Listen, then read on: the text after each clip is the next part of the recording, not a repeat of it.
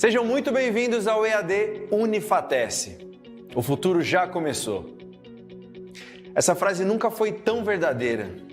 A gente está vivendo a maior revolução tecnológica que a humanidade já viu. São novas formas de trabalhar, de empreender, novos jeitos de se comunicar, novas maneiras de ensinar e de aprender.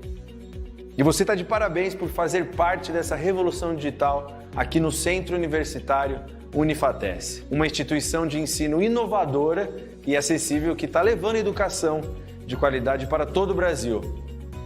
Nossa rede de polos parceiros não param de crescer. Já estamos presentes em todas as regiões do país.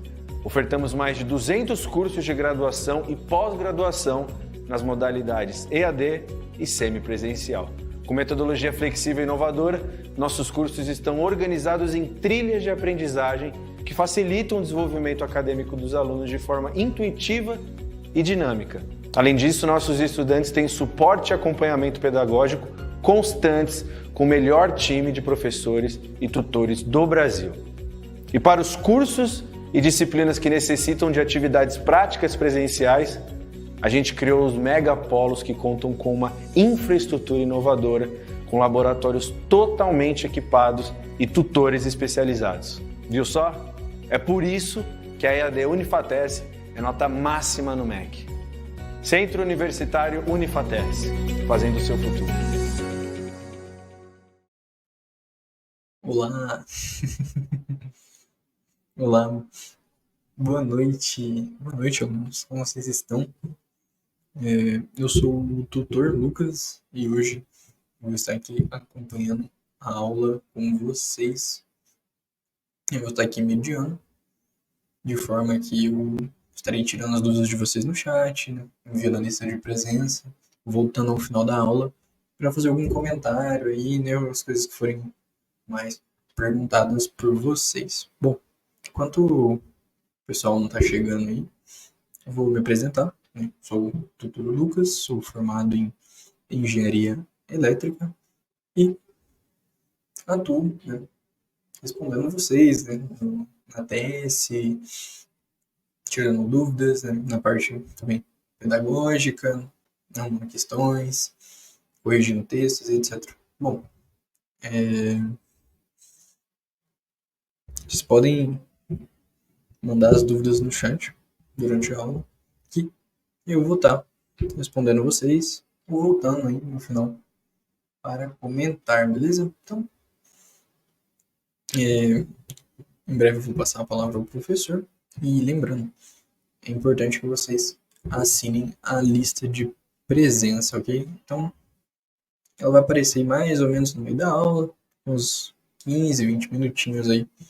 Tá enviando ela no chat. Vocês preenchem ela com seu nome, RA e o curso de vocês. Uma dúvida frequente seria o RA, né? É o número da sua matrícula, né? O número que você usa para acessar o seu Moodle, beleza? Mas caso porventura você esteja lembrando, não entre em desespero, tá? O nome completo aí já vai solucionar tudo isso da lista de presença, beleza?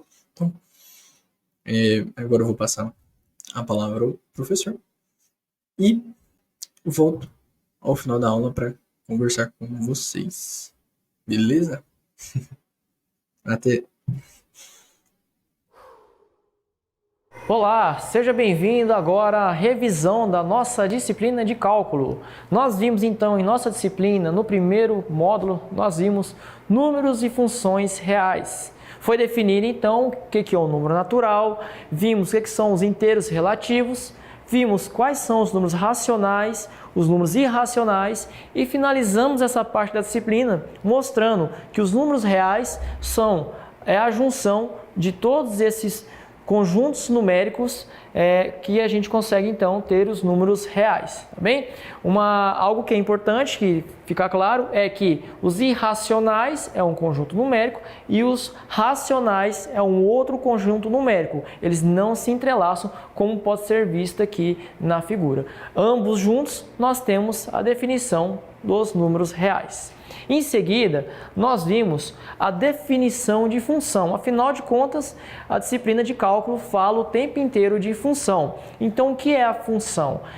a gente viu nas nossas aulas que função nada mais é do que uma lei matemática que relaciona valores com outros valores. E para ser função, cada valor que a gente tem no domínio, que são os valores em x, podem ter um único correspondente lá nos valores em y, como pode ser visto lá do lado direito superior, onde o número 1 tem um único correspondente, que é o número 2 no caso, circulado em vermelho, o número 2 tem um único correspondente, o número 3, 4 e 5, cada um tem um único correspondente.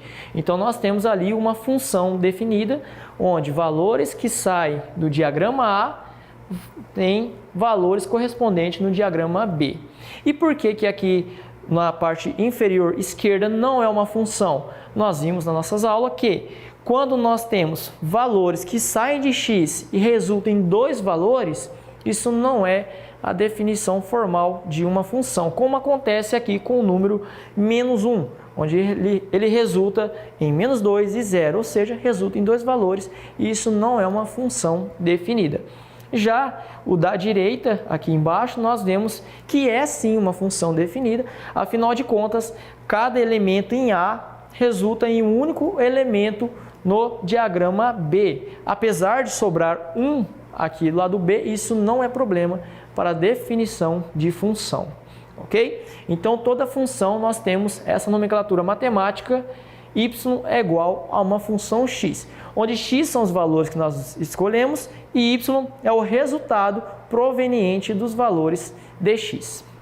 Em seguida, nós discutimos algumas funções elementares, que são as principais funções que acontecem no cotidiano e de forma recorrente. Então, começamos com a mais simples, que é a função elementar, onde a função elementar, independente do valor de x, o seu valor em y é sempre o mesmo. Como, por exemplo, aqui nós temos uma função que, neste caso, o valor de x vale 2, está mostrando que a função y vale 2. Só que, independente do valor de x, poderia ser 0, poderia ser 1, poderia ser 5, o valor em y seria sempre 2. Então, nós temos aqui o caso de uma função constante. Depois vimos mais algumas funções. No caso, a primeira delas, a função afim, também conhecida como função da reta, onde cada valor em x corresponde a um valor em y. Quando ligamos estes pontos, a gente obtém uma linha reta. Então, por isso que a gente chama de função da reta. No caso, quando a função da reta passa pelo ponto 0, 0, como este caso aqui, nós temos a função linear. Ou seja, a função linear nada mais é do que uma particularidade da função afim, onde nós temos que o coeficiente b, que determina onde a função passa pelo eixo y, neste caso da função linear, ele vale 0, por isso que a função linear passa pelo ponto 0, 0.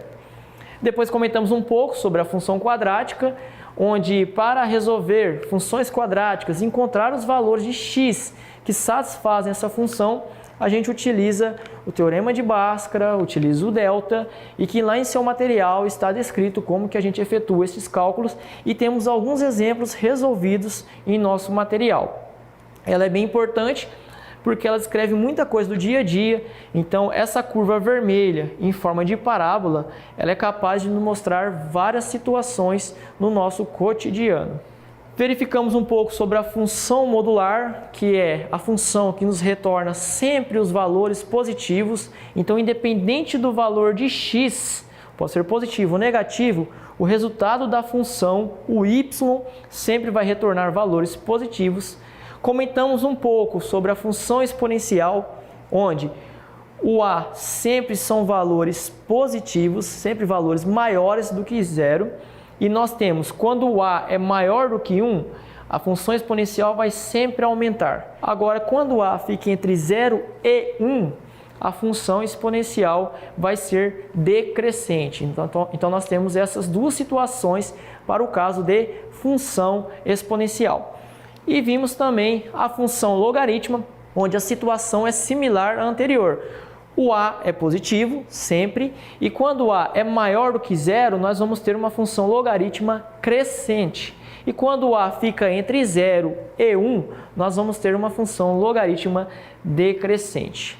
Em seu material é possível verificar mais algumas funções elementares, que é a função par, a função ímpar e as funções trigonométricas. Fechamos neste momento a parte de funções e nós entramos na questão do conceito de limite, onde vimos alguns exemplos bem interessantes para definir o que é limite. Então nós fizemos exemplos para depois conceituar limite.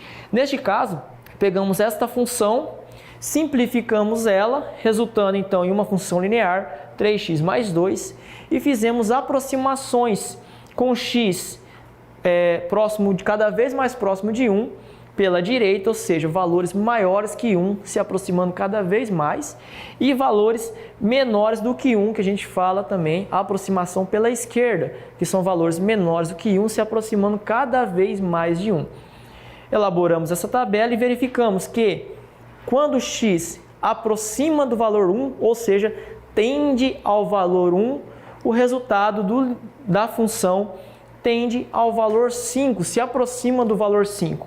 Matematicamente, nós temos um nome para isso que se chama limite, ou seja, o limite da função x, quando x tende a 1, neste caso, nós temos que o limite vai resultar em 5. Fizemos mais um exemplo, neste caso, nós verificamos qual o limite da função para a função 1 mais 1 sobre x, com x se aproximando de 0 pela esquerda e de 0 pela direita, ou seja, pela esquerda o sinalzinho negativo e pela direita o sinalzinho positivo. E nós observamos que quando a função se aproxima de 0, quando x se aproxima de 0, o valor da função tende a menos infinito, se for 0 pela esquerda, e se for 0 pela direita, a função tende para mais infinito. Ela nunca vai tocar o eixo y. Então, nós temos aqui um limite menos ou mais infinito, vai chegar bem próximo, mas nunca vai tocar o eixo y, ok? Então, nós temos esse conceito de limite.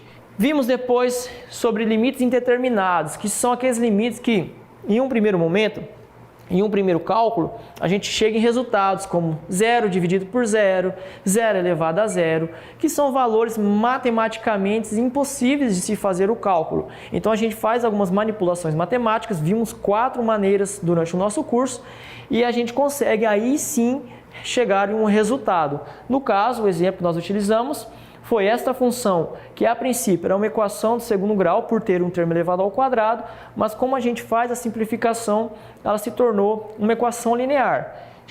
Limite de x tendendo a 2, x mais 2. Então, se o x tende a 2, eu vou usar valores cada vez mais próximos do número 2. Quando isso acontece, nós vamos ter que o limite para x tendendo a 2 desta função resulta, então, no número 4. Temos aqui um outro exemplo. Limite de x tendendo a 2 para x ao cubo menos 8 dividido por x menos 2 também resultou em um limite indeterminado, 0 sobre 0. Fazemos algumas aproximações matemáticas onde a gente vai conseguir mostrar, onde nós conseguimos mostrar que o limite desta função, na verdade, é o número 12. Ficamos por aqui e o professor Arthur vai dar sequência à revisão do nosso curso de cálculo. Olá, dando sequência à revisão das nossas aulas, vamos retomar agora as derivadas. Bem, o que foi abordado sobre os estudos de derivada? Derivada basicamente lhe indica o grau de crescimento de uma função em determinado ponto desta função. Aqui no desenho do nosso gráfico, nós temos o seguinte, temos o ponto A, o B e o C. Nesses pontos existe uma reta, essa é a reta tangente. Você escolhe um ponto do seu gráfico e traça uma reta tangente. O quanto mais inclinada é esta reta tangente, maior é o grau de crescimento dessa função. Ou, por outro lado, se essa reta tangente estiver bem declinada, é um ponto que mostra o máximo decrescimento desta função. Então veja só, aqui no ponto A, B e C, essa reta tangente ela está na horizontal. Isso indica que não há inclinação da reta tangente. Nesses pontos, a derivada ela vale 0. A derivada é nula. Um outro exemplo é o ponto P. no qual a derivada, não vai ser nula, uma vez que a reta tangente não está na horizontal. Então a reta tangente está te mostrando ali, aonde em cada ponto a função está crescendo ou decrescendo. Tudo bem? Ela é a variação em um determinado intervalo. Quais são os tipos de regras de derivadas? A primeira que foi abordada em nossos estudos foi a regra da potência. O que era a regra da potência? Basicamente é a regra do tombo. Você tem uma função polinomial do tipo x elevado à quinta, e qual que é a derivada de x elevado à quinta? Você pega esse expoente e tomba ele para frente. No momento que você tomba ele para frente, ele perde uma unidade. E quando ele vai para frente, ele passa a multiplicar a base a qual ele estava sendo elevado. Então, olha só, aqui eu tenho a função do tipo genérica. Eu tenho um x elevado a n. Então, a derivada de x elevado a n nada mais é do que n, que cai multiplicando. Então, fica n vezes o x, que está elevado agora ao expoente menos a uma unidade. Ou seja, n menos 1. Olha só aqui no exemplo. Eu tenho x elevado a nona menos x elevado a menos 3 mais 5x elevado a menos 2.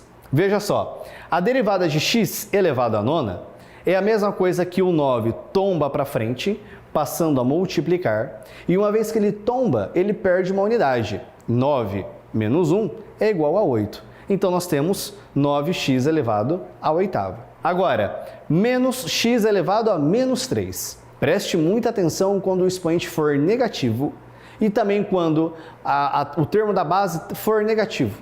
São esses dois casos. Aqui, os dois estão presentes simultaneamente.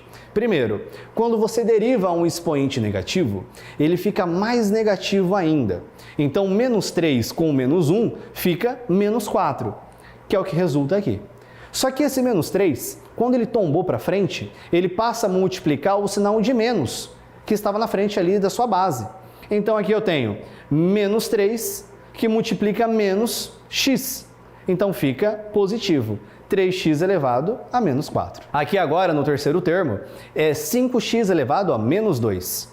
Então, quando o menos 2 tombou para frente, ele carrega o sinal de menos, multiplicando o termo positivo. Menos com mais é menos. Então, menos 2 vezes 5 positivo é menos 10. X elevado a menos 2, perdeu uma unidade, fica x elevado a menos 3. Aqui a gente vê também outros casos de derivada. Temos aqui, por exemplo, as derivadas trigonométricas. As derivadas trigonométricas, elas são bem tabeladas, bem conhecidas. É mais fácil que você sempre recorra a um instrumento como uma tabela, que vai lhe auxiliar nos estudos e na resolução de exercícios. Sempre a derivada da função seno resulta em cosseno. Sempre a derivada do cosseno em menos seno, de tangente em secante ao quadrado, de cossecante em menos cossecante vezes a cotangente, a secante, secante vezes tangente, cotangente menos cossecante ao quadrado. E existem outras identidades trigonométricas também, as hiperbólicas, as inversas, fora essas básicas a qual estou apresentando aqui agora para vocês. Mas sempre tem em mãos uma tabela como essa. Temos também agora a derivada da função exponencial. A função exponencial ela é a mais simples, porque ela é recorrente. A derivada da função exponencial é ela mesma, ou seja, derivada de e elevado a x é e elevado a x. Veja só aqui um exemplo. A função f de x é igual a e elevado a x menos x ao quadrado. A derivada de e elevado a x é ela mesma, e elevado a x. E o x ao quadrado é uma função polinomial. A derivada de x ao quadrado é 2x e o sinal de menos se mantém. Agora, vamos para a derivada da função logarítmica. A função logarítmica, ela tem uma fórmula, um jeito de você resolver. É um jeito único. Como é que funciona? A derivada, ou seja, d dx, tá? Observe com muita atenção que esse d dx não é a multiplicação de um d vezes um ln dividido por um dx. O termo d dx, ele é um operador, o operador derivada, tudo bem? Não é uma divisão, uma fração. Então aqui eu tenho um d dx de ln de x. O que consiste a regra da derivada logarítmica? Você vai fazer igual a 1 sobre o termo do ln, multiplicado pela derivada do termo do ln pela sua variável. Ou seja, olha só aqui, y de x é igual a um ln do seno de x. Então veja, o argumento do ln é o seno de x. Então eu tenho 1 sobre o argumento, ou seja, eu tenho 1 sobre o seno, igual a derivada do seno, ou seja, d dx de seno. Retrocedendo, na nossa tabela de funções trigonométricas, as suas derivadas, a derivada de seno é cosseno. Então aqui eu tenho d dx de seno, a derivada do seno. Isso lhe resulta em cosseno. Então você tem 1 sobre seno vezes cosseno, que é a mesma coisa que fazer cosseno dividido por seno, igual está aqui, ó. E lembrando, tá? O y', esse linha em cima, indica a derivada da sua função. No entanto, além de você deixar a sua resposta como sendo um cosseno sobre seno, existe uma forma de você simplificar isso. A identidade cosseno dividido por seno é a mesma coisa que a cotangente da sua variável. A tangente é seno por cosseno. Já a cotangente é cosseno por seno. Preste muita atenção, mas os dois resultados estão corretos. A outra regra, a qual nós estudamos, é a regra do produto. O que é a regra do produto? Você tem aqui a multiplicação de duas funções distintas. E quando me refiro a funções distintas, são polinomiais, exponenciais, logarítmicas, trigonométricas, entre outras. Então aqui eu tenho f de x vezes g de x, a derivada do produto dessas duas funções. A derivada do produto, a regra do produto, independe da ordem que você aplica, contando que você sempre faça a derivada de um vezes o outro, mais a derivada do outro vezes o primeiro. Então aqui eu tenho f de x vezes g de x. Qual é a regra do produto? Mantenho o primeiro termo, faço a derivada do segundo, multiplico os dois. Somo agora com a derivada do primeiro, que é o f' de x, vezes g de x. Tanto faz. Poderia ser o oposto também. Poderia ser, então, a derivada do primeiro vezes o segundo, mais o primeiro vezes a derivada do segundo. Aqui o exemplo, y de x é igual a e elevado a x vezes x ao cubo. A primeira função, a qual eu identifiquei como f de x, é a exponencial. Já a segunda é x ao cubo. Então, a derivada do primeiro vezes o segundo, mais a derivada do segundo vezes o primeiro. Olha só, a derivada do primeiro é o e elevado a x, né? Qual é a derivada do e elevado a x? É ele mesmo. A função exponencial ela é recorrente, é ela mesma. Então, derivada de e elevado a x é ele mesmo, vezes o segundo termo, mais mantenho o primeiro, que é e elevado a x, vezes a derivada do segundo. Derivada de x ao cubo é 3x ao quadrado. A outra regra, então, a qual nós estamos estudando sobre derivadas, é a regra do quociente. O que é a regra do quociente? Quando nós temos agora a divisão de duas funções. Aqui eu tenho, então, a divisão da função f de x pela g de x.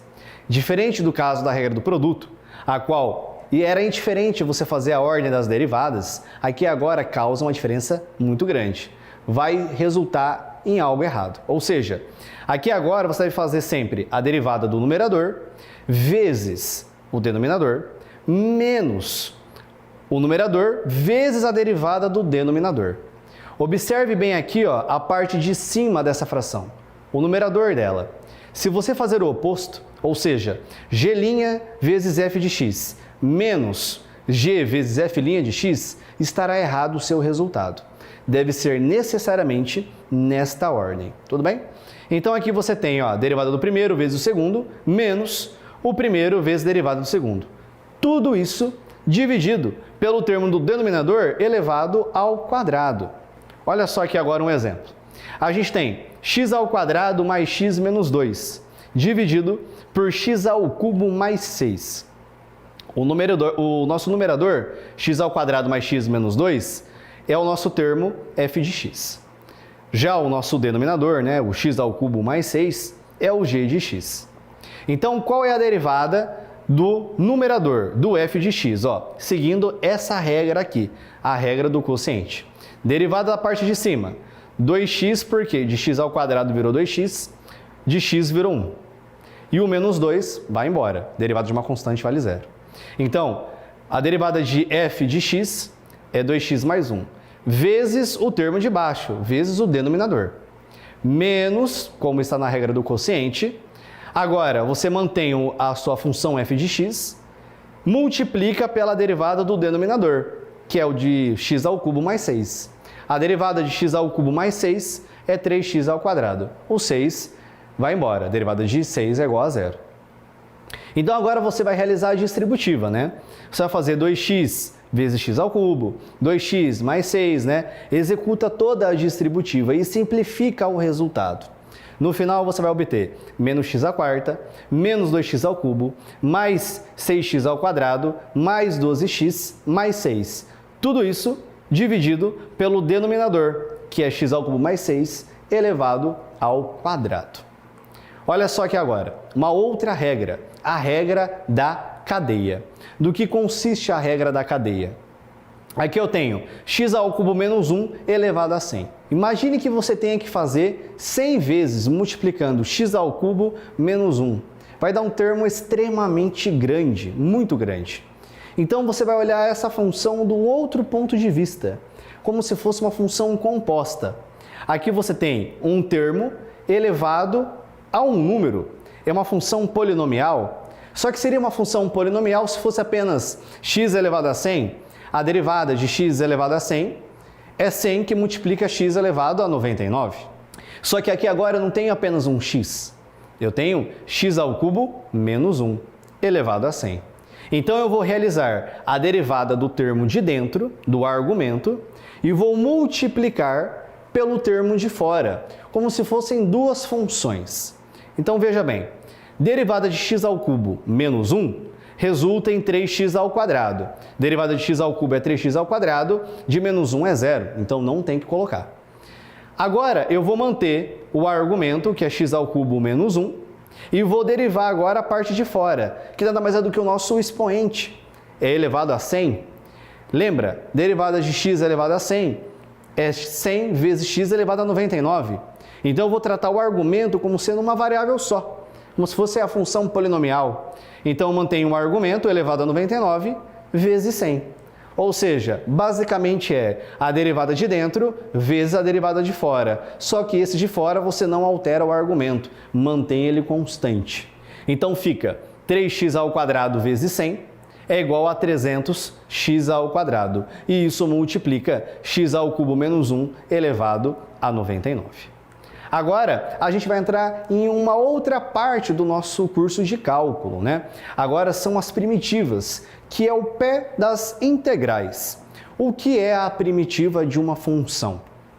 Basicamente, a primitiva, a derivada, você está descendo o expoente do número. Exemplo, você tem x elevado a 10. Quando você deriva x elevado a 10, o 10 vai tombar para frente, então fica 10x elevado a 9. Então você está retrocedendo o expoente, passando ele a multiplicar a base. A primitiva é o oposto. Você vai somar uma unidade no expoente. E quando você somar uma unidade no expoente, você pega esse resultado e coloca no denominador.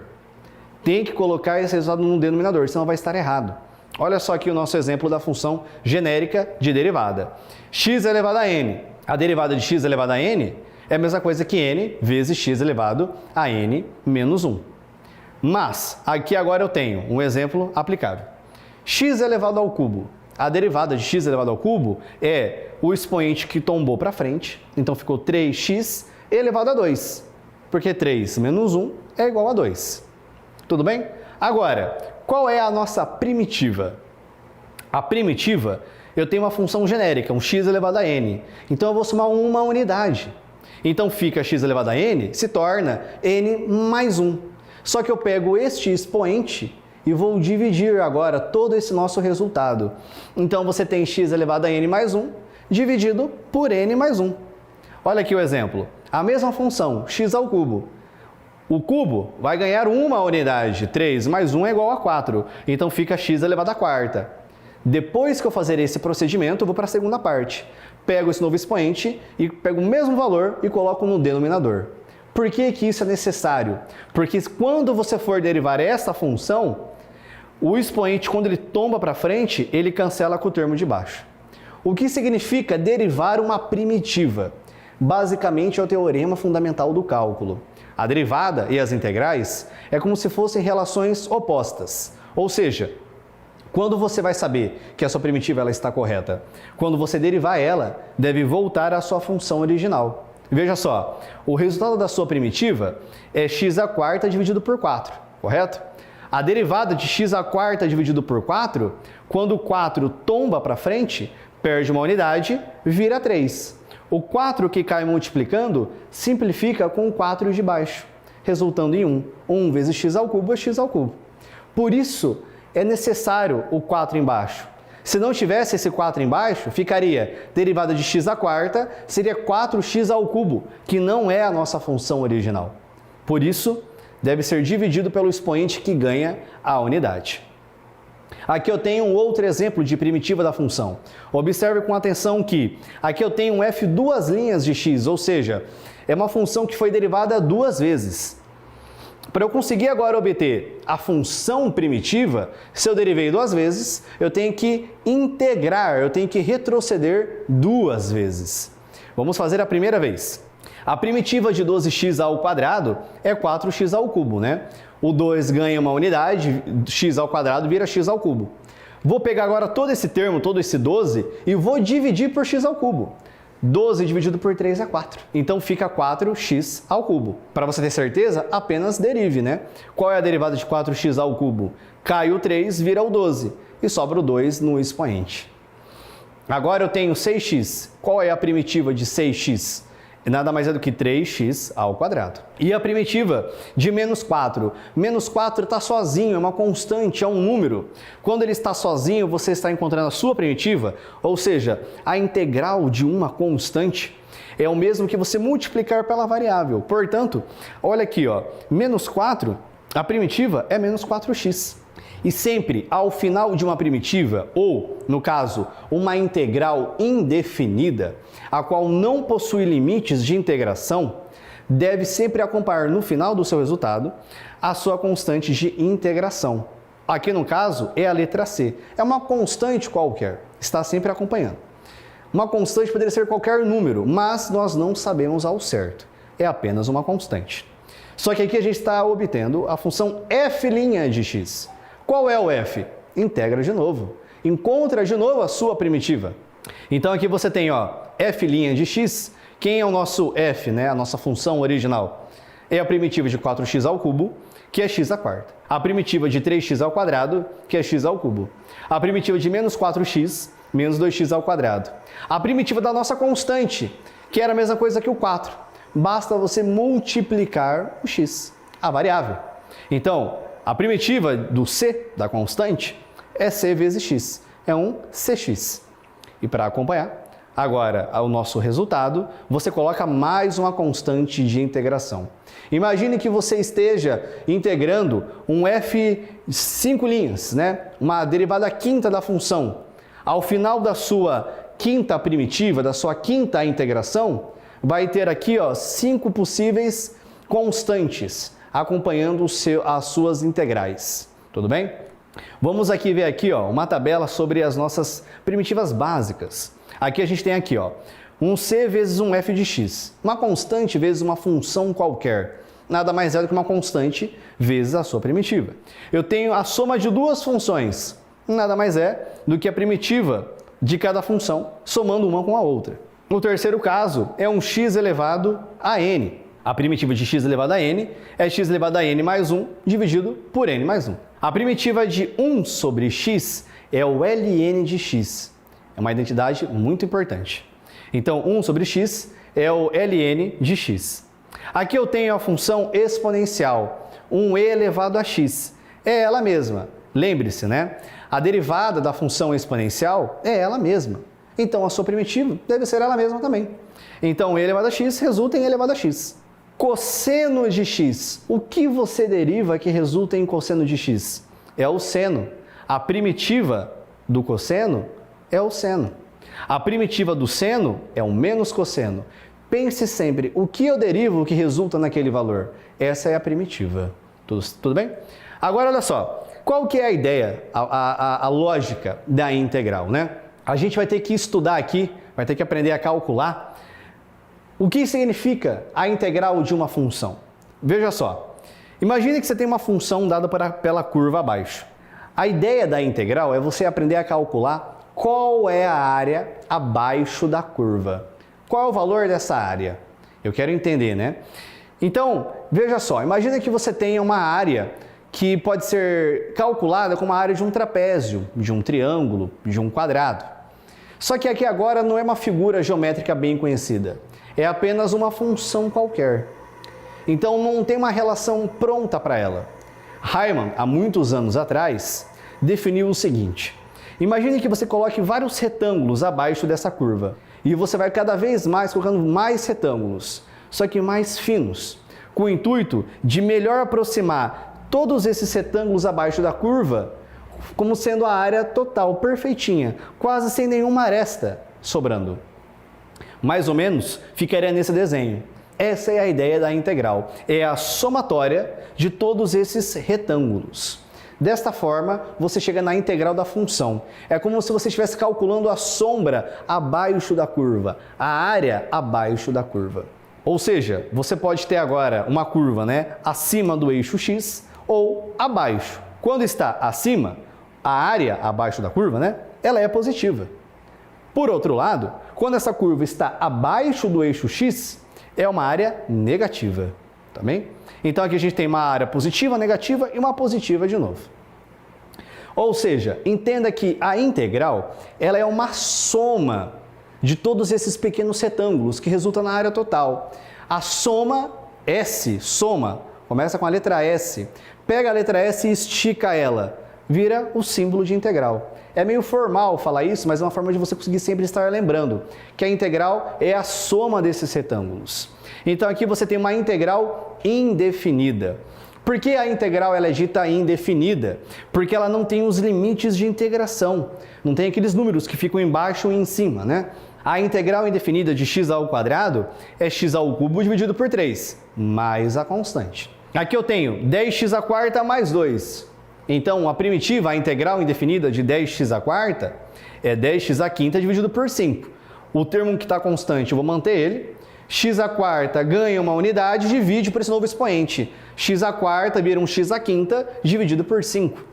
Você pode também simplificar, tá? O 10 com 5 vai estar resultando em um 2. Então fica 2x à quinta mais 2 mais a constante de integração. Aqui eu tenho uma cossecante ao quadrado menos um 2 vezes uma exponencial de t. Na tabela trigonométrica, a primitiva, a integral da cossecante ao quadrado, é menos cotangente.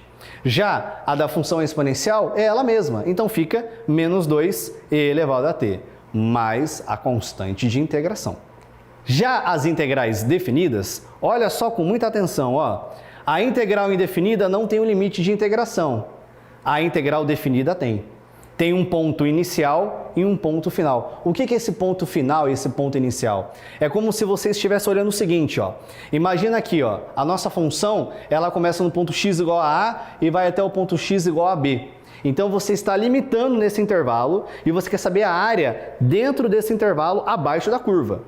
Quando é uma integral indefinida, você não tem esse intervalo. Essa é a diferença. Então, voltando para a integral definida, é como se fosse a indefinida, você calcula o resultado, mas no fim você pega esse resultado e substitui pelo limite superior menos o limite inferior. Então aqui você tem a integral do fzinho, resulta em um f maiúsculo, um fzão. Só que você aplica no ponto B menos no ponto A. Sempre é intervalo superior menos no intervalo inferior. Então aqui você tem, ó, uma integral definida que vai de 0 a 2. O 0 é o limite inferior, o 2 é o limite superior. Então fica x que multiplica 2 mais x à quinta. Primeiro aqui, ó, melhora esse seu integrando. Faça a distributiva, né? X vezes 2 vai dar 2x. X vezes x à quinta é x à sexta. Quando você realiza essa integral, sobra x ao quadrado mais x elevado à sétima dividido por 7. Até aqui é o resultado da sua integral indefinida. Agora você pega esse resultado e aplica nos limites de integração, no 2 e no 0. Então você vai trocar primeiro x por 2, é esse termo aqui, ó. menos, agora pega o seu resultado e aplica em zero. Então troca x por zero, que é o que está aqui. 0 elevado ao quadrado é zero.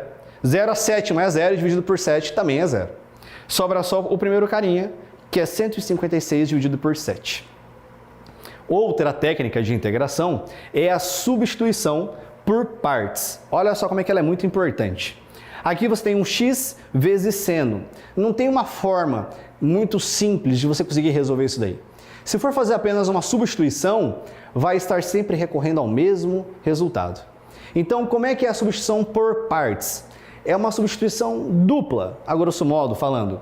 Você deve identificar aqui quem é o termo u e quem é o termo dv. O termo u, ele tem que ser o mais fácil, porque é ele que você vai derivar. Então, eu estou chamando x de u, logo, du é dx. Agora, seno de x, dx, é o nosso dv. Quem é o nosso v? Se dv é seno de x, dx, o que você está, então, derivando para resultar em seno de x? Um menos cosseno.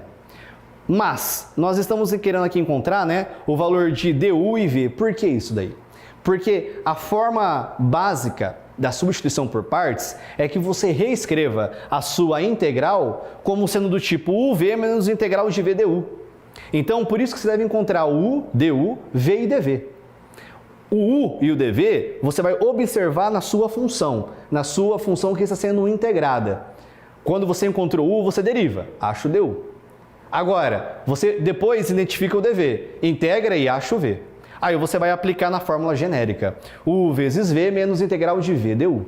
O nosso u vale x, o nosso v menos cosseno, menos, esse menos é da fórmula, tá? Integral de v du. A integral do v é menos cosseno de x dx.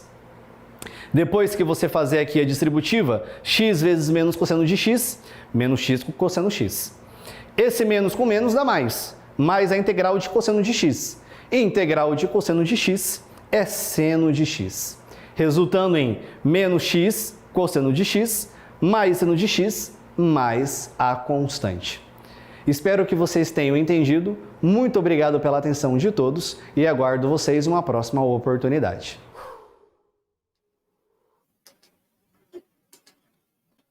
Opa! Bom, gente, voltando aqui, essa aula é incrível. Aprendi muito tanto quanto vocês, né? A gente acompanhar a aula e revisar o conhecimento. Bom, eu estive aí no chat, né? Falei algumas coisinhas aí para vocês e dei aquela interagida. Bom, agora não teve uma dúvida muito frequente para abordar no final da aula, né? Acredito que é uma aula tranquila, muitos vão assistir ela de forma assíncrona, né? Vão ver ela depois de ser lançada, e outros estão acompanhando aqui, inclusive parabéns a todos que estão acompanhando essa aula ao vivo, né? Assim, de extrema importância, né? Você tá aqui ao vivo para poder se comunicar, trocar, né, uma ideia com o professor, ter aquele contato, mas para quem está acompanhando, né, posterior à gravação da aula, não se preocupem, a gente está aqui nos canais da TES para tirar as dúvidas de vocês, e o professor muitas das vezes ele deixa o e-mail dele durante a aula para responder, né? Bom, então é isso, gente. Desejo a todos uma boa noite. Qualquer dúvida, entre nesses canais aí que a gente vai estar respondendo vocês. Não esqueça de assinar a lista de presença, lembrando que nela você avalia a aula e escolhe o tema da próxima aula. Beleza? Então, vamos nos ver aí mais vezes. Pode apostar que sim. Então, uma boa noite e tchau, tchau.